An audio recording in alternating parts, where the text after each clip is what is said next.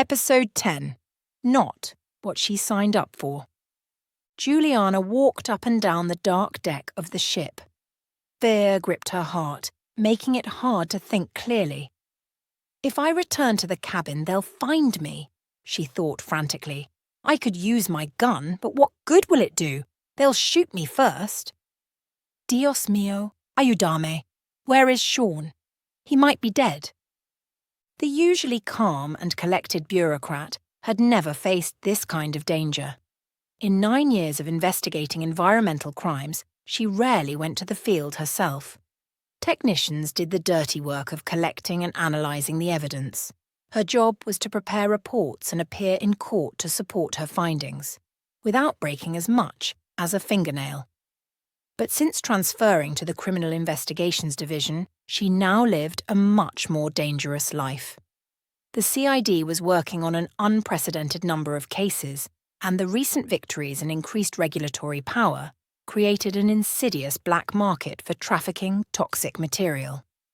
The job now demanded that investigators work more often with experienced and highly trained FBI agents.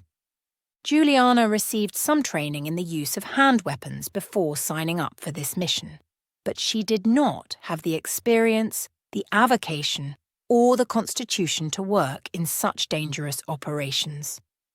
Faced with this life-threatening situation, her heart was racing and she was short of breath.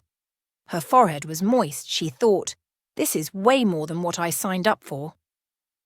She looked for somewhere to hide, but all doors were locked. An hour passed as she walked around secluded decks, catching glimpses of the ocean by moonlight. Finally, she calmed down and experienced a surge of courage. That energy inside all of us that seems to emerge when we most need it. She took a deep breath and decided to walk toward the room where they found the toxic drums. There were sure to be more clues there.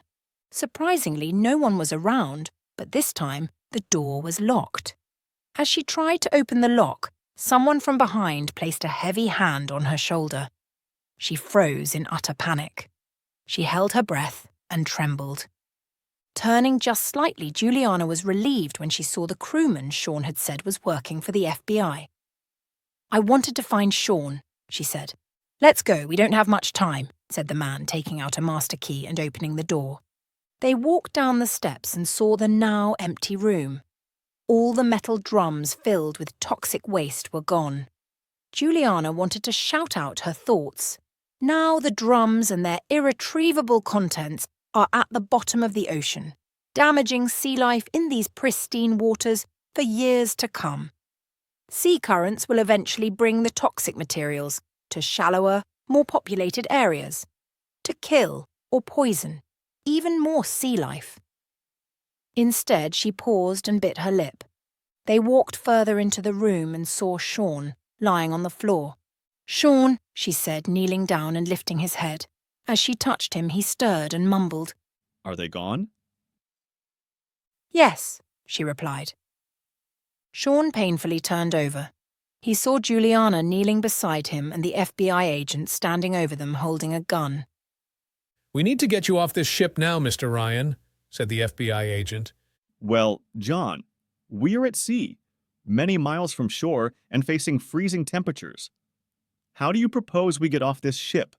Said Sean, now fully awake and resentful that this agent, John Myers, was giving orders. If you stay here, they'll kill you for sure, plus you'll blow my cover. As you may have already guessed, there's more here than toxic waste. I can't discuss the details. When I found out you two were coming on this trip, I wasn't happy. You could blow all the work we've been doing for the past few months, but orders are orders, and I had to work with you. Now it's too dangerous, particularly for Miss Del Rio. This is way over her head, said John. Our mission was to collect evidence to shut down this operation, and we have. So why don't we get out of here? Asked Sean.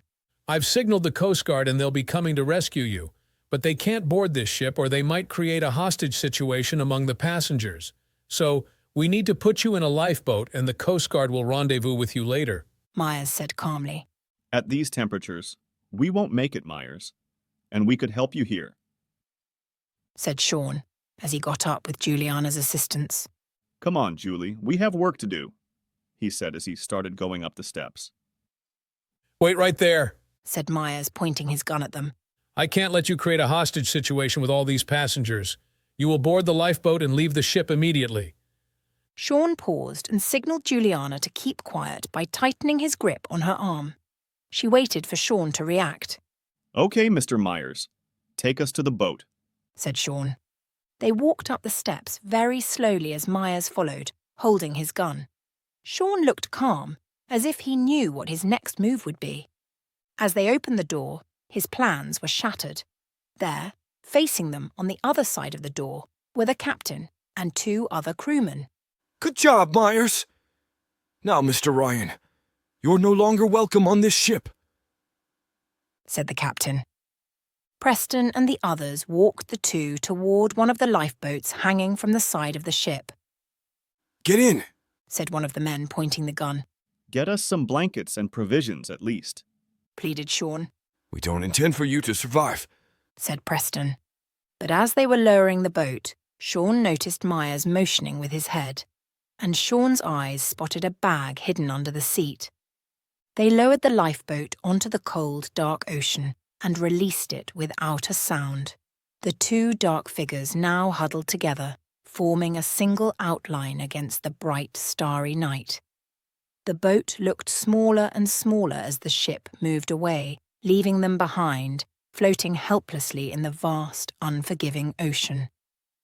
Padre nuestro que estás en el cielo, santificado sea tu nombre. Julie prayed in the Spanish version of the Lord's Prayer. She held her hands together and looked up at the star-filled sky, her tear-filled eyes lit by the moonlight. With her dark hood, she looked like a biblical figure. Julie, we are not going to die. Please calm down, said Sean, placing his heavy arm over her trembling shoulders, using his parka to shelter her from the freezing wind. What do you mean? I don't think there's going to be a Coast Guard ship, and even if there is, how will they find us? Myers is on our side, and he placed this rescue gear right under our seat. It won't be long, dear, he said lovingly to Julie. Huh. Myers looked like he was on the take. And dear, remember, I am your partner, and this is an investigation. You just don't ever let your guard down, do you? You sure know how to spoil a moonlit night under the stars, said Sean, but he kept his arm around the trembling Julie. I can't even see the moon and the stars.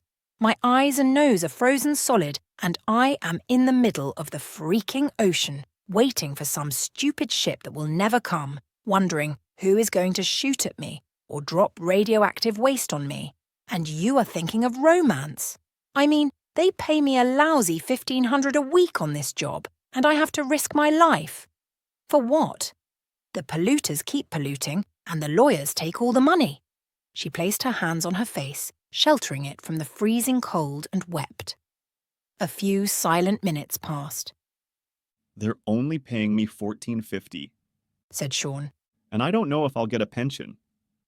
They might just shoot me first, and I have no wife, no relatives to collect, so they'll end up keeping the money. There was a long silence, and Julie finally peeked from under her sheltering hands. You risk your life daily for a lousy $14.50 a week? Yes, this job doesn't pay any more than that. I was demoted a couple of times on account of my drinking, and I took some time to go into rehab. Well, and here I was thinking they were pairing me up with a hero fighting for truth, justice, and the American way that would keep me safe, snapped Julie sarcastically, and with a heavier than usual Spanish accent. You can't stand me, I know, but we're here together under the stars.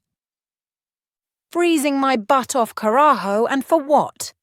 I see a ship. It might be the Coast Guard, said Sean. Hand me the bag. Sean pulled out the flare gun and shot a flare toward the far-off ship.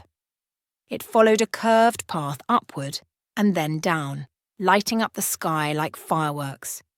He waited 10 minutes in silence. Shoot off another one. They didn't see us, said Juliana. No, I'm conserving our flares. They saw us. I just don't think they're the Coast Guard. answered Sean. Please don't tell me any more, said Juliana, hiding her face again. He broke the long silence. Do you know what the word carajo means? While he tried to distract Juliana and held her trembling body close to him. It is like of you in English, she said. No, it is not.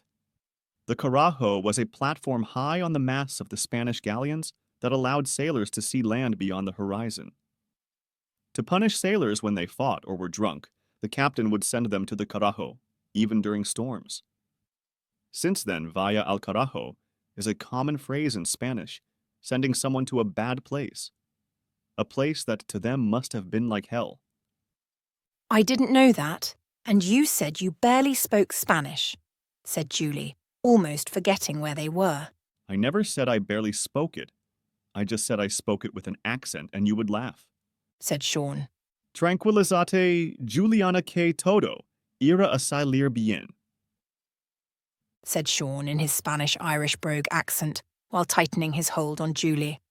Juliana laughed, and this time she didn't protest, but welcomed the warmth of his tight embrace. You see, I told you, said Sean, glad that Julie was feeling better, at least for the moment. Sean and Juliana shared a warm kiss under the stars, their faces close and illuminated by the starlight. This intimate moment solidified their relationship as they embraced, realizing there was no longer a reason to hide their feelings as they faced the possibility of death together. Captain Preston did not stop to watch the lifeboat as it disappeared over the horizon. He went back to his cabin and called for the 2 crewmen and Mr. Myers.